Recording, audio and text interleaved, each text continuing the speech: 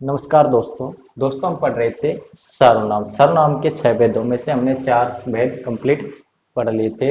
आज पांचवा प्रकार पढ़ना है हमको, प्रश्नवाचक सर्वनाम। पांचवा सर्वनाम कौन सा है? प्रश्नवाचक सर्वनाम।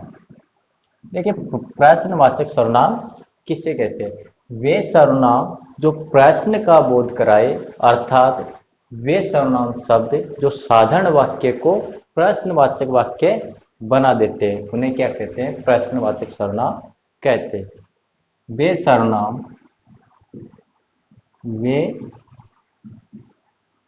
सर्वनाम जो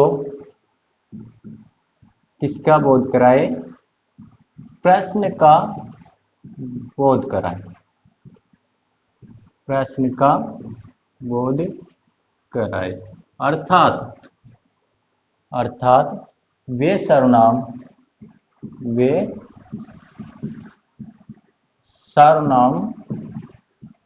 शब्द जो साधारण वाक्य को, किसको? साधारण वाक्य को क्या कर देते हैं? प्रश्नवाचक बना देते हैं। प्रश्नवाचक बना देते हैं, उन्हें क्या कहते हैं? प्रश्नवाचक सर्वनाम कहते हैं। उन्हें प्रश्नवाचक सर्वनाम कहते हैं। समझ गए होंगे आप? वे सर्वनाम जो प्रश्न का बोध कराए, अर्थात वे सर्वनाम शब्द जो किसको? साधारण वाक्य को क्या कर देते हैं? प्रश्नवाचक बना देते हैं, उन्हें क्या कहते हैं? प्रश्नवाचक सर्वनाम कहते हैं। उदाहरण देखिए, चाय में क्या गिर गया? चाय में क्या गिर गए? ये हो गया हमारा प्रश्नवाचक वाक्य। चाय में क्या गिर गए? ये सर्वनाम शब्द आते हैं इसमें। क्या प्रश्नवाचक सर्वनाम शब्द कौन सा है? क्या चाय में क्या गिर गया? आप चाय के साथ क्या लोगे? यह भी एक प्रश्नवाचक वाक्य हो गया। आप चाय के साथ क्या लोगे? तुम कहाँ रहते हो? तुम कहाँ रहते हो? ये क्या हो गए? हमारे प्रश्नवाचक वाक्य। जहां पर हमको साधारण वाक्य भी क्या लगे? प्रश्नवाचक वाक्य लगे, वहां क्या होता है? प्रश्नवाचक सर्वनाम होता है। यानी जो साधारण वाक्य होता है उसको ये प्रश्नवाचक बना देते हैं, उसे क्या कहते हैं? प्रश्नवाचक सर्वनाम कहते हैं। किनके प्रयोग से? प्रश्नवाचक जो सर्वनाम शब्द है उनके प्रयोग से साधारण वाक्य क्या हो जाता है? प्रश्नवाचक हो जाता है। चाय में क्या गिर गया? आप चाय के साथ क्या लोगे? और तुम कहाँ रहते हो? इसका एक तरीका यह भी है कि इनके अंत में क्या होता है? प्रश्नवाचक चिन्ह लगा होता है। अगला प्रकार आता है हमारा निजवाचक। 6 नंबर पे आता है हमारा निजवाचक शब्द। निजवाचक सर्वनाम। इसके सर्वनाम शब्द देखिए, स्वयं, खुद, स्वतः, स्वतः ही, स्वतः, स्वतः ही, अपने आप, अपने आप ही, आप ही, अपना, अपनी, ये क्या है, इनके सर्वनाम शब्द हैं, किसके, निजवाचक सर्वनाम में के वाक्यों में इनका प्रयोग किया जाता है। इसकी परिभाषा देखिए, निजवाचक सर्वनाम किसे कहते हैं। यह भी इंपॉर्टेंट सर्वनाम है, देख लीजिए। कर्ता के बाद, किसके बाद, कर्ता के बाद, कर्ता के लिए, कर्ता के बाद, कर्ता के लिए जिन सर्वनाम शब्दों का प्रयोग किया जाता है। कर्ता के बाद, कर्ता के लिए जिन सर्वनाम शब्दों का प्रयोग किया जाता है, जिन सर्वनाम शब्दों का प्रयोग किया जाता है। कर्ता के बाद, कर्ता के लिए जिन सर्वनाम शब्दों का प्रयोग किया जाता है, अर्थात अर्थात कर्ता स्वयं क्या करता है, कर्ता स्वयं उन्हें क्या करता है, अपनी विशेषता बताता है, उन्हें अपनी विशेषता बताता है। उसे क्या कहते हैं, निजवाचक सर्वनाम कहते हैं। उसे निजवाचक सर्वनाम कहते हैं।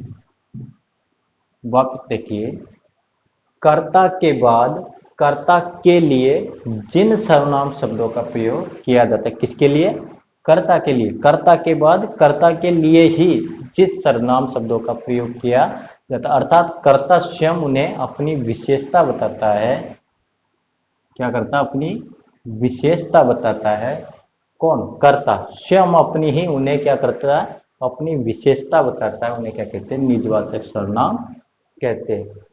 क्या होता है कि कर्ता के बाद, कर्ता के लिए जिन सर्वनाम शब्दों का प्रयोग किया जाता है, यानी कर्ता स्वयं उन्हें अपनी विशेषता बताता है, कर्ता स्वयं उन्हें अपनी विशेषता बताता है, उन्हें क्या कहते हैं, निजवाचक सर्वनाम कहते हैं। उदाहरण से देखिए और अच्छा स्पष्ट हो जाएगा। मैं अपने आप चला जाऊंगा, मैं अपने आप चला जाऊंगा।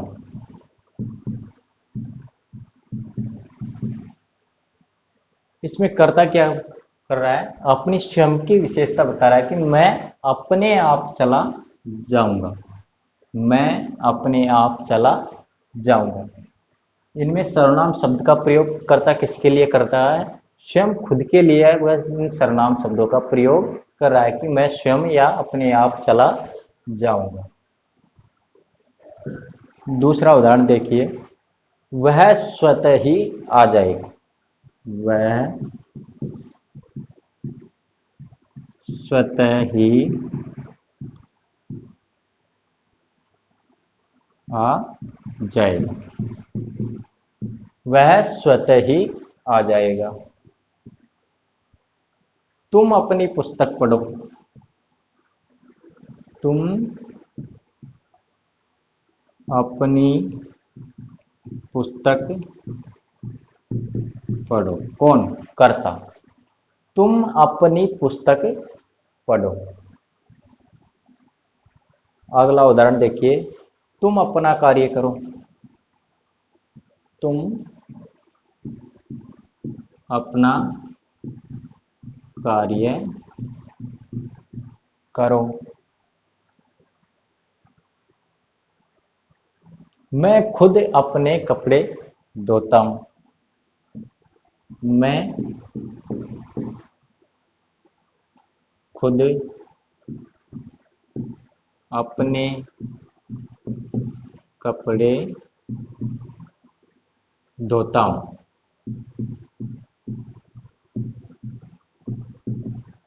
मैं खुद अपने कपड़े धोता हूँ। इनमें सर्वनाम शब्द देखिए, स्वतः, अपनी, अपना, खुद, ये क्या है? निजवाचक सर्वनाम शब्द के क्या है? सर्वनाम शब्द। तो इसमें क्या होता है? कर्ता स्वयं उन्हें अपने लिए ही प्रकट करता है। जिन सर्वनाम शब्दों का प्रयोग किसके लिए करता है? स्वयं अपने लिए करता है। मैं अपने आप चला जाऊंगा, वह स्वतः ही आ जाएगा, वह अपने आप आ जाएगा। ठीक है। तुम अपनी पुस्तक पढ़ो, तुम अपना कार्य करो, मैं खुद अपने कपड़े धोता हूँ। ठीक है। तो ये हमारे निजवाचक सर्वनाम कंप्लीट हो गए। इस प्रकार आपके सर्वनाम के 6 प्रकार कंप्लीट हो चुके हैं। ठीक है। अब थोड़ा सा एक देख लीजिए, सर्वनाम के कुछ विशेष नियम होते हैं, उन नियमों को देख लीजिए।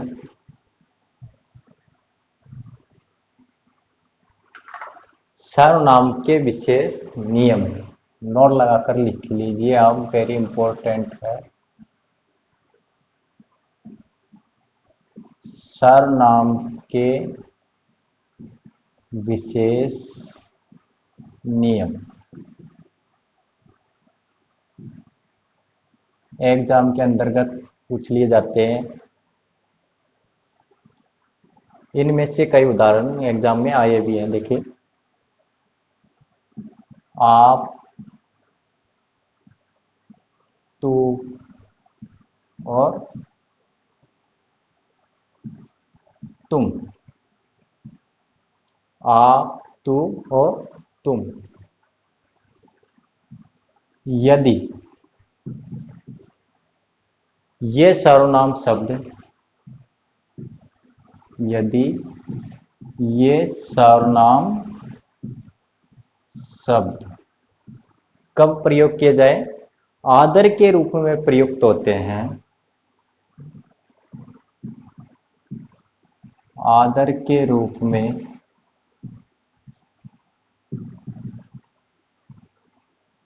प्रयुक्त होते हैं या प्रयोग किए जाते हैं, तो वहां क्या होता है?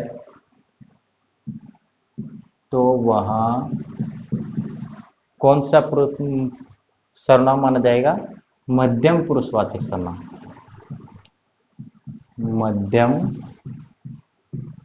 पुरुषवाचक सर्वनाम होगा। कब? जब आप, तू, तुम, इन सर्वनाम शब्दों का प्रयोग किस रूप में किया जाए? आदर के रूप में किया जाए, तो वहां पे क्या होगा? मध्यम पुरुषवाचक सर्वनाम होगा। जैसे, आप यहां बैठिए, आप यहां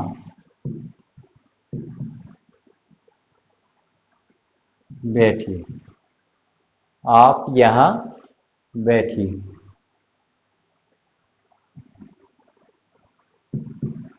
आप यहां क्या करते हैं? आप यहां बैठिए, आप यहां क्या करते हैं? तो इनमें क्या हो जाएगा? मध्यम पुरुषवाचक सर्वनाम हो जाएगा, क्योंकि यहाँ आदर रूप में आप शब्द का प्रयोग किया जा रहा है। तो यहाँ कौन सा हो जाएगा? मध्यम पुरुषवाचक सर्वनाम। आप, तू, तुम का सर्वनाम शब्दों का प्रयोग किस रूप में किया जाए? आदर के रूप में, तो वहां क्या हो जाएगा? मध्यम पुरुषवाचक सर्वनाम। दोनों में क्या हो जाएगा? मध्यम पुरुषवाचक सर्वनाम हो जाएगा। ठीक है। अगला नियम है, यदि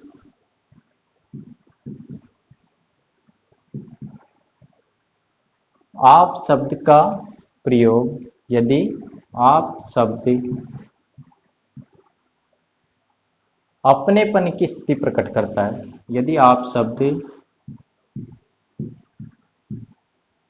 अपनेपन की स्थिति प्रकट करता है, यानी अपनेपन को दर्शाता है, तो वहां क्या होगा? निजवाचक सर्वनाम हो जाएगा।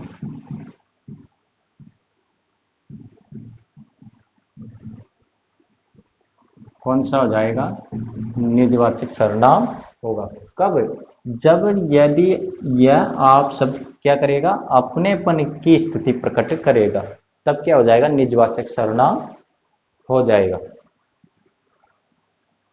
जैसे वह आप ही आ जाएगा, वह आप ही आ जाएगा, वह आप ही आ जाएगा। यहाँ अपनेपन की स्थिति प्रकट हो रही है, किसके साथ? वह के साथ। वह आप ही आ जाएगा। दूसरा उदाहरण देखिए, आप भले, आप भले तो जग भला, आप भले तो जग भला। यहाँ क्या हो रहा है? अपनेपन की स्थिति प्रकट हो रही है, तो यहाँ कौन सा सर्वनाम शब्द हो जाएगा? दोनों में निजवाचक सर्वनाम। कौन सा हो जाएगा? निजवाचक सर्वनाम इनमें हो जाएगा। कब? जब आप शब्द किसके लिए आए? अपनेपन की स्थिति प्रकट करता हो, अपनेपन को दर्शाता हो, तो वहां क्या होगा? निजवाचक सर्वनाम हो जाएगा।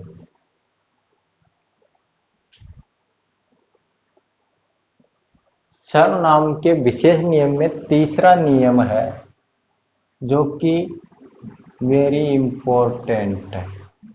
एग्जाम में यह उदाहरण आया भी है और कई बार पूछा भी जाता है। ठीक है। तीसरा नियम है, यदि आप शब्द का प्रयोग, यदि आप शब्द का प्रयोग किसी विशेष व्यक्ति का, किसी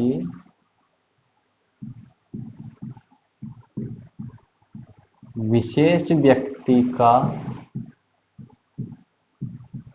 परिचय देने के लिए किया जाता है, परिचय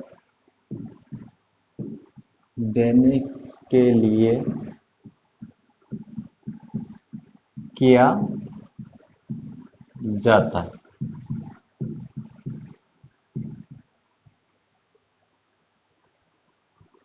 तो वहां क्या होता है?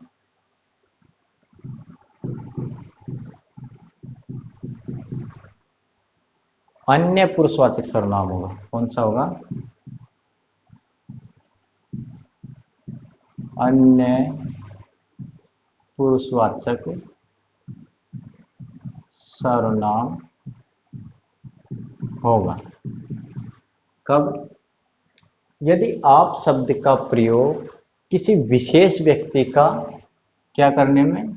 परिचय देने में, किसी विशेष व्यक्ति का परिचय देने में किया जाता है, तो वहां क्या होगा? अन्य पुरुषवाचक सर्वनाम होगा। कब? यदि आप शब्द का प्रयोग किसी विशेष व्यक्ति का परिचय देने में किया जाता है, तो वहां क्या होगा? अन्य पुरुषवाचक सर्वनाम होगा। जैसे जो परीक्षा में आया वही उदाहरण लिखा रहा हूं, देखिए।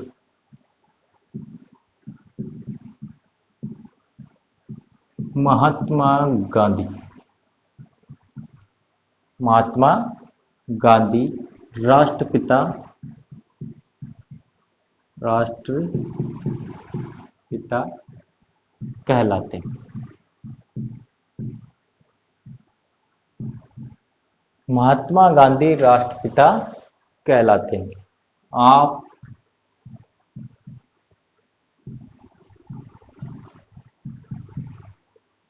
अहिंसा के पुजारी भी हैं। महात्मा गांधी राष्ट्रपिता कहलाते हैं, आप अहिंसा के पुजारी भी हैं। यहाँ पे क्या हो रहा है? महात्मा गांधी की क्या बताई जा रही है?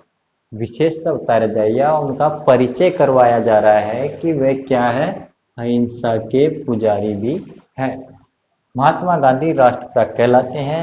आप अहिंसा के पुजारी भी हैं। तो यहाँ कौन सा हो जाएगा? अन्य पुरुषवाचक सर्वनाम। कौन सा अन्य पुरुषवाचक सर्वनाम हो जाएगा? ये एग्जाम में आया हुआ उदाहरण है। देखिए, यदि आप शब्द का प्रयोग किसी विशेष व्यक्ति का परिचय देने में किया जाता है तो वहाँ अन्य पुरुषवाचक सर्वनाम होगा। महात्मा गांधी राष्ट्रपिता कहलाते हैं। आप अहिंसा के पुजारी भी हैं। अन्य पुरुषवाचक सर्वनाम हो जाएगा। ठीक है, इस प्रकार आज हमारे सर्वनाम कंप्लीट होते हैं। ठीक है।